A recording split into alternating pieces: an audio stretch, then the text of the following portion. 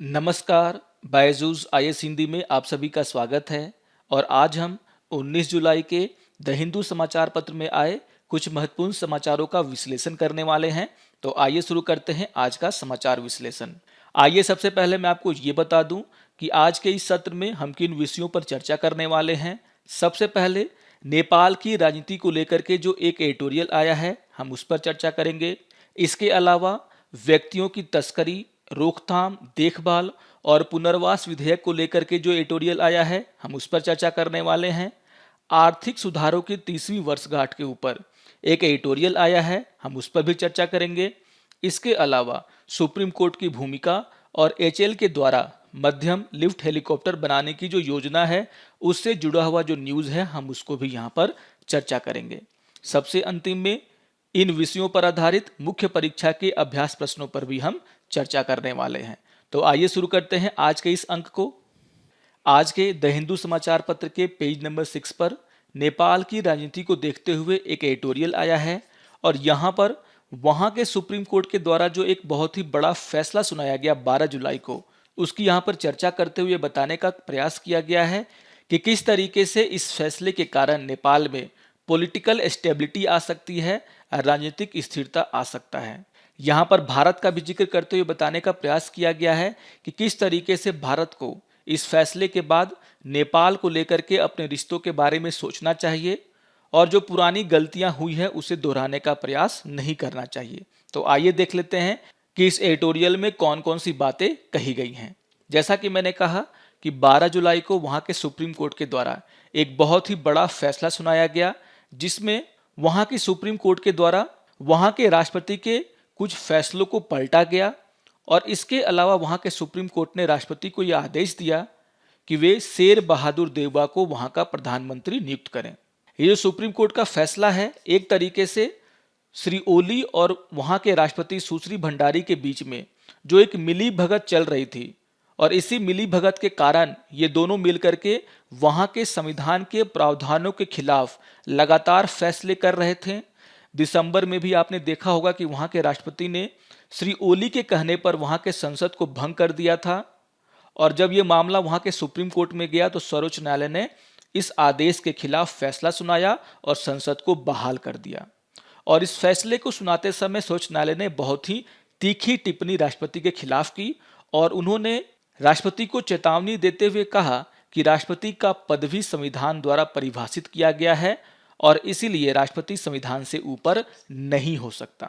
इस एडिटोरियल में the Oli years इस शीर्षक में ये चर्चा की गई है कि किस तरीके से ओली, जो कि काफ़ी लोकप्रिय थे 2015 में, उनके द्वारा जिस तरीके से वहाँ पर शासन चलाया गया, उसके कारण वो जनता के बीच में उनकी जो लोकप्रियता थी वो धीरे धीरे खत्म हो गई और बहुत सारे देशों के साथ जो नेपाल के अच्छे संबंध थे उसको भी उन्होंने खराब किया है। यहाँ पर कहा गया है कि सितंबर 2015 में भारत के खिलाफ जो उन्होंने काम किया था,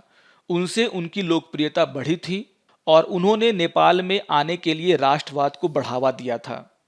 और ऐसा लगा था कि नेपाल का नेतृत्व करने के लिए एक बहुत ही मजबूत नेता नेपाल को मिल गया है। 2017 में वहाँ के संघीय और प्रांतीय चुनावों के लिए वहाँ की दो प्रमुख कम्युनिस्ट पार्टी,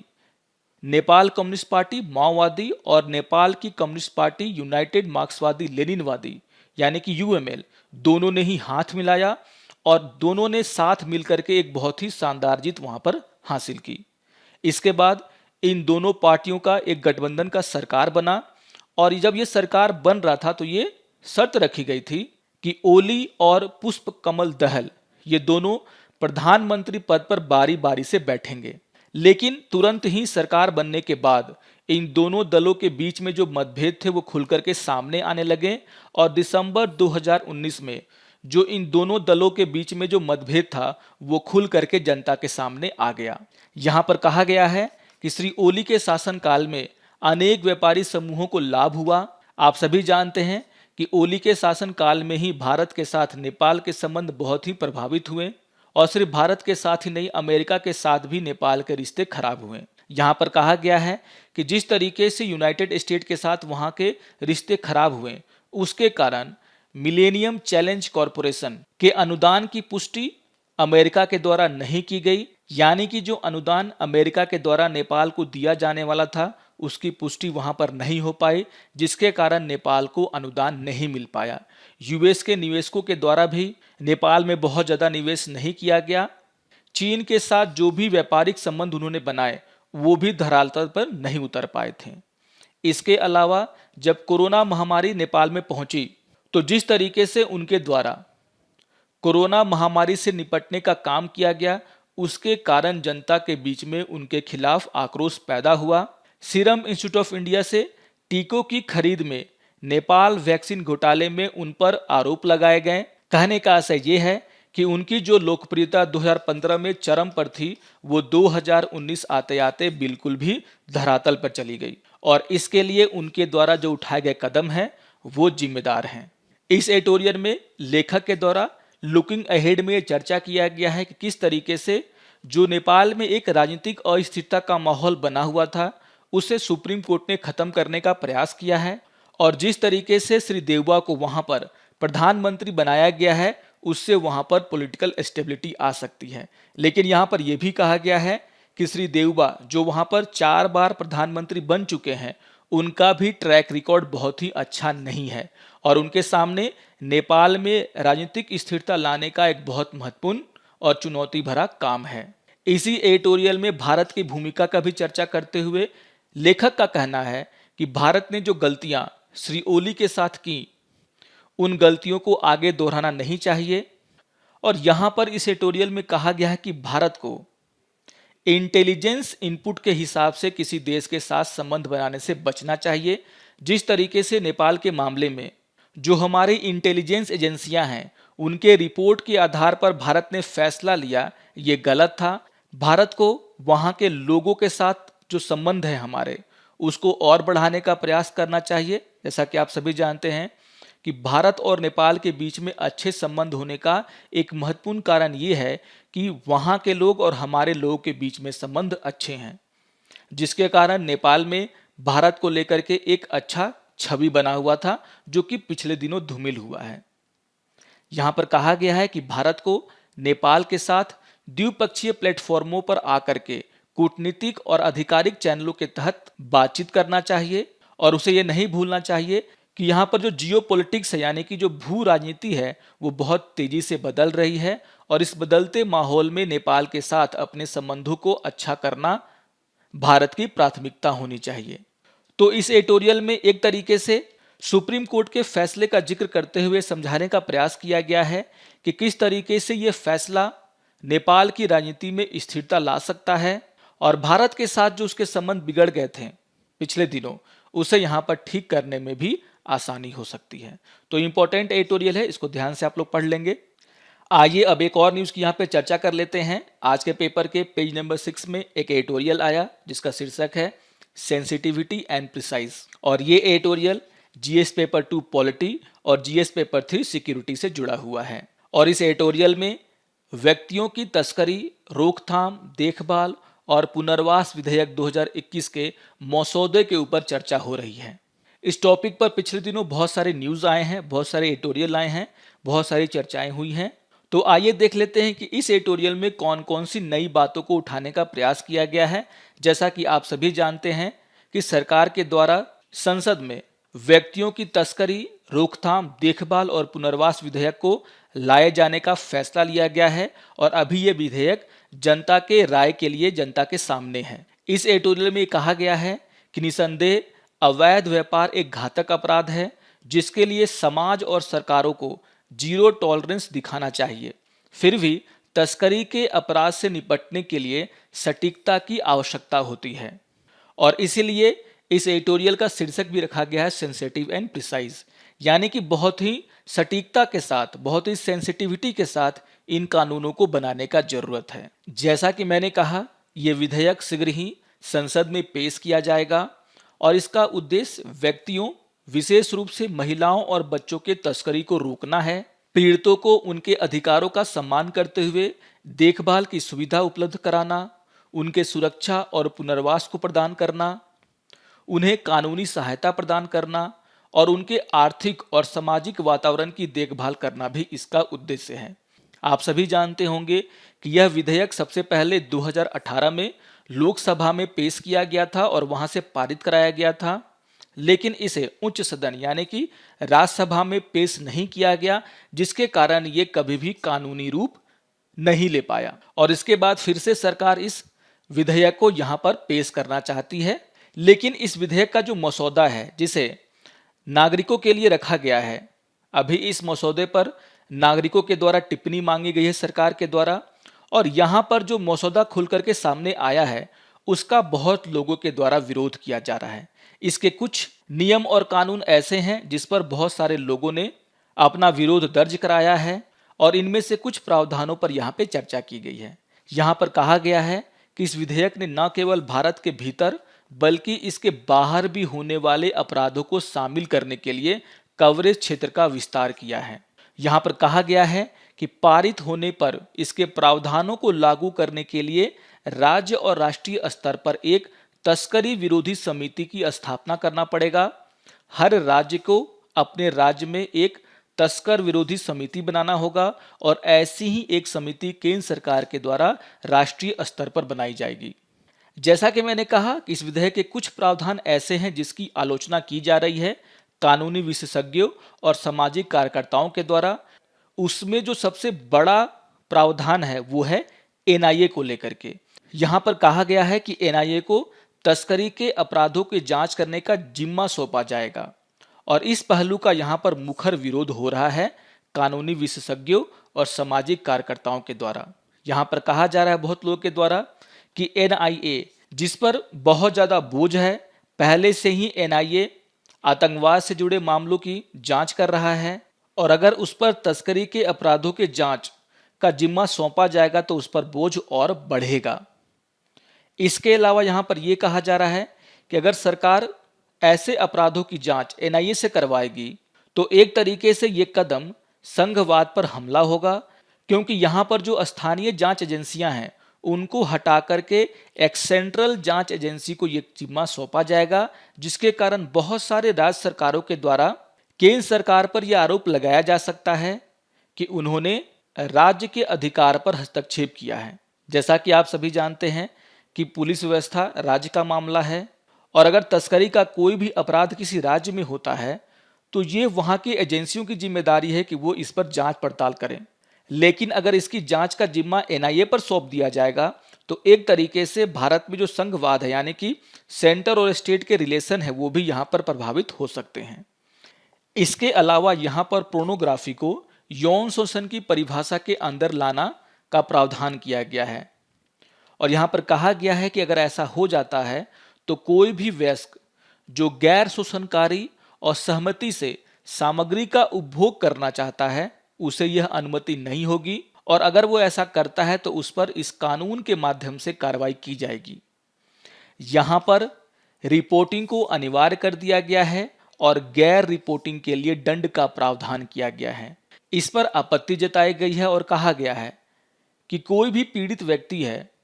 वो अक्सर शिकायत दर्ज नहीं कराना चाहते। यहाँ पर बहुत सारे सामाजिक पहलुएं यहाँ पर सामने आ जाती हैं, जिसके कारण जो महिलाएं जो इसका शिकार होती हैं वो अक्सर शिकायत दर्ज कराना नहीं चाहती या डरती हैं, और इसको देखते हुए गैर रिपोर्टिंग को दंड के अंदर लाना ये किसी भी तरीके से उचित नहीं है। तो ये जो सारे प्रावधान हैं उसको लेकर के यहाँ पर आलोचना की गई है, और कहा गया है कि जब सरकार इस तरह के कानून बनाती है तो उसे बहुत ज़्यादा सेंसिटिव और प्रिसाइज हो करके अपने कानून को देखना चाहिए, बनाना चाहिए। आइए एक और एडिटोरियल की यहाँ पे चर्चा कर लेते हैं। आज के पेपर के पेज नंबर 7 में एक एडिटोरियल आया जिसका शीर्षक है time to build a valuable money, और ये एडिटोरियल जीएस पेपर 3 इकोनॉमी से जुड़ा हुआ है। जैसा कि आप सभी जानते होंगे कि जुलाई 1991 में नरसिम्हा राव की सरकार के द्वारा आर्थिक सुधारों को शुरू किया गया था, और इन आर्थिक सुधारों के अब 30 वर्ष पूरे हो गए हैं, और इसी को लेकर के यहाँ पे चर्चा किया गया है, और यह बताने का प्रयास किया गया है कि जिस तरीके से 1991 में आर्थिक सुधारों की शुरुआत हुई थी तो उन सुधारों ने हमारी अर्थव्यवस्था में कौन कौन से परिवर्तन लाए हैं और हमें अभी और क्या क्या करना है। तो आइए इस एडिटोरियल में दिए गए कुछ महत्वपूर्ण बातों को देख लेते हैं। जैसा कि आप सभी जानते हैं कि 1991 में जब इन सुधारों की घोषणा हुई थी तब Bharat balance of payment crisis से जूझ रहा था और इसीलिए जब भी हम 1991 में शुरू किए गए आर्थिक सुधारों के सफलता और असफलता के बारे में चर्चा करते हैं तो इस पहलू के आधार पर हम इन सुधारों का आकलन भी करते हैं। और यहाँ पर कहा गया है कि 1991 के मध्य में भारत के पास जो विदेशी मुद्रा का भंडार था वह मुश्किल से 3 सप्ताह के आयात का वित्त पोषण कर सकता था। यानी कि भारत के पास सिर्फ 3 सप्ताह के आयात करने लायक विदेशी मुद्रा भंडार था। लेकिन अगर हम 2021 की बात करें तो यहाँ पर जो आयात का कवर है वो 12 महीनों से अधिक का है। यानी कि हमारा जो विदेशी मुद्रा भंडार है वो कई गुना बढ़ गया है। और इसके आधार पर देखें तो जो 1991 में जो सुधार शुरू किए गए थे वो एक तरीके से सफल कहे जा सकते हैं, क्योंकि जिस क्राइसिस के कारण, बैलेंस ऑफ पेमेंट क्राइसिस के कारण सरकार ने इन सुधारों को शुरू किया था, अगर हम उसकी बात करें तो यहाँ पर हमारा जो विदेशी मुद्रा भंडार है वो कई गुना बढ़ चुका है 1991 के मुकाबले। यानी कि 1991 के बाद 3 दशकों में भारत में कभी भी विदेशी मुद्रा भंडार का संकट नहीं रहा है। लेकिन यहाँ पर कहा गया है कि जो विदेशी मुद्रा भंडार बढ़ा है वो एक तरीके से फाइनेंशियल इनफ्लो के कारण बढ़ा है। यानी कि ये जो विदेशी मुद्रा भंडार भारत के पास है वो निर्यात अधिशेष का पैसा नहीं है, यानी कि एक्सपोर्ट सरप्लस का पैसा नहीं है, बल्कि फाइनेंशियल इनफ्लो मतलब कि जो FDI foreign direct investment Bharat में आए उसके कारण हमारा जो विदेशी मुद्रा भंडार है वो बढ़ा है। जबकि जब 1991 में आर्थिक सुधारों को शुरू किया गया था तो एक्सपोर्ट के ऊपर बल दिया गया था और कहा गया था कि भारत एक्सपोर्ट को बढ़ावा देगा जिससे कि विदेशी मुद्रा भंडार हमारे देश में आएंगे। और इसको लेके यहाँ पर कहा गया है कि भले ही हमारा जो विदेशी मुद्रा भंडार है वो बहुत बड़ा हो चुका है, लेकिन हमें अभी भी अपने एक्सपोर्ट को बढ़ावा देने की जरूरत है, क्योंकि ये जो विदेशी मुद्रा भंडार इतना बड़ा है उसमें एक्सपोर्ट सरप्लस का हिस्सा बहुत ही कम है। और इसीलिए यहाँ पर कहा गया है कि सिर्फ निजी क्षेत्र में सरकारी नियंत्रण को कम कर देने से बहुत ज्यादा फायदा इकोनॉमी को नहीं होने वाला। अगर हम विश्व स्तर पर सफल अर्थव्यवस्थाओं के इतिहास को पढ़ें तो यहाँ पर पता चलता है कि सार्वजनिक रूप से प्रदान की गई बुनियादी ढांचा, निजी R&D यानी कि रिसर्च एंड डेवलपमेंट और एक सुविधाजनक सरकारी मशीनरी देश की निर्यात को बढ़ा सकते हैं। और यहाँ पर यही बात उठाने का प्रयास किया गया और कहा गया है कि अगर भारत को भी अपने एक्सपोर्ट को इंक्रीज करना है, बढ़ाना है, तो उसे अपने बुनियादी ढांचे को ठीक करना होगा। खास करके यहाँ पर बात हो रही है सार्वजनिक बुनियादी ढांचे को, निजी कंपनियों के द्वारा जो रिसर्च एंड डेवलपमेंट किया जाता है उसे बढ़ावा देना होगा और एक सुविधाजनक सरकारी मशीनरी यानी कि लाल फीताशाही में जो फैसले फंस के रह जाते हैं उन्हें हमारे देश को कम करना होगा। और ऐसा करके हम अपने देश के निर्यात को बढ़ा सकते हैं।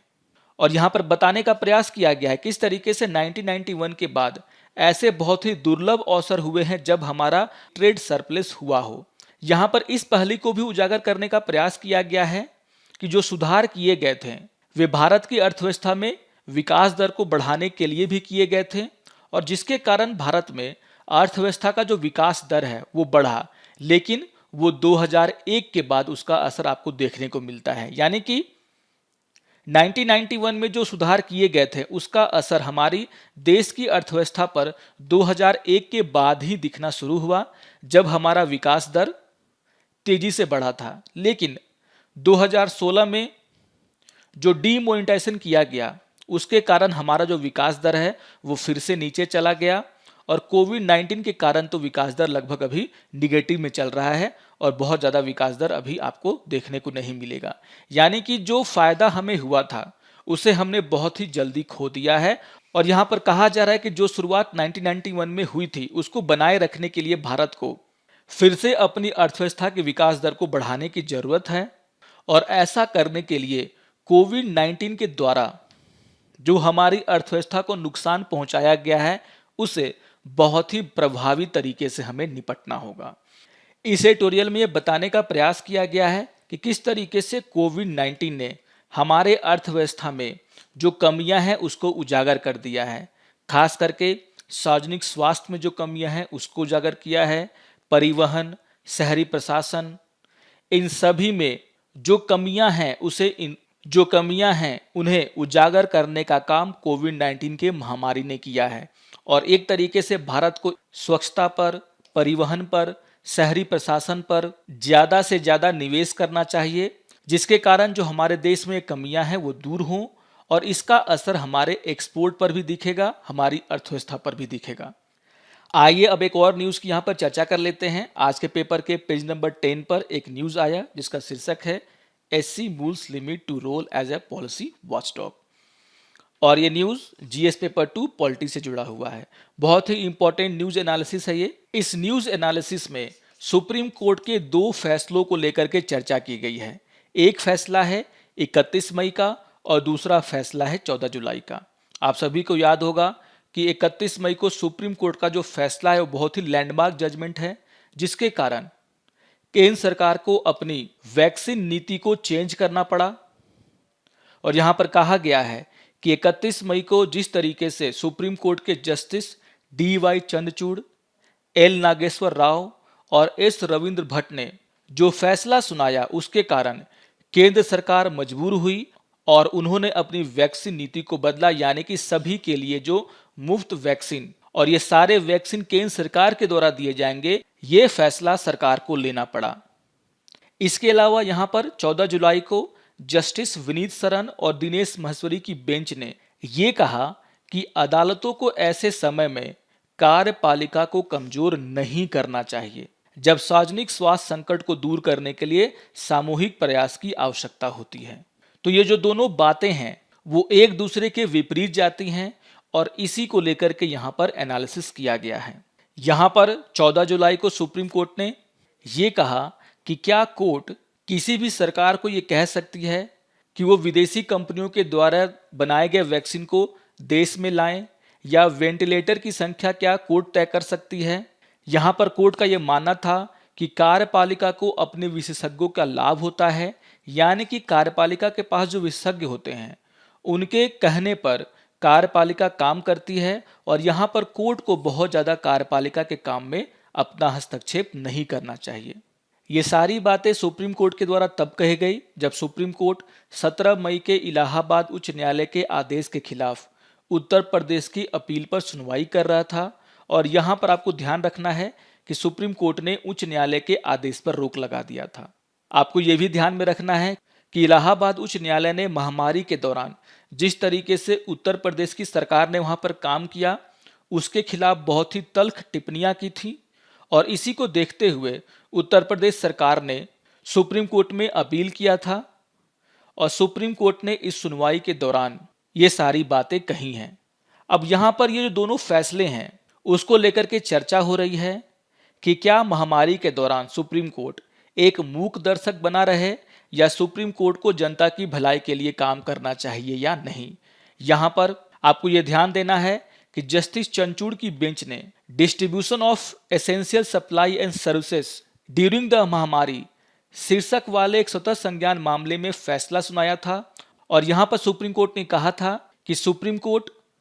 ऐसी महामारी के दौरान मूक दर्शक बनकर के नहीं रह सकता और हमारा संविधान अदालतों को मूक दर्शक बनने की परिकल्पना नहीं करता जब कार्यकारी नीतियों द्वारा नागरिकों के संवैधानिक अधिकारों का उल्लंघन किया जाता है। इसी निर्णय में जस्टिस चंद्रचूड़ की बेंच ने यह कहा था कि न्यायिक समीक्षा बहुत ही जरूरी है